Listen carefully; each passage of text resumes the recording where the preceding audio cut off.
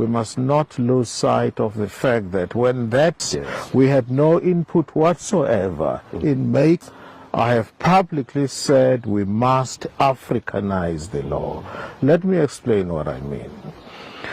Our law is very Eurocentric. Yeah. When we say South African law is common law, reap. When it's time to harvest, I must share that with the rest of my community. Isn't that an outstanding example of a dividend? And the company is issuing out dividends. Why are academics, when they write scholarly books, not use such examples, things that we can relate to as the African people and as the majority in the country? We can multiply examples. All I'm trying to say when I say let us Africanize the law is too Eurocentric, and the judges continue to refer in case after case to what I consider to be foreign law, which is basically European law, which strictly speaking should have no place in our legal system.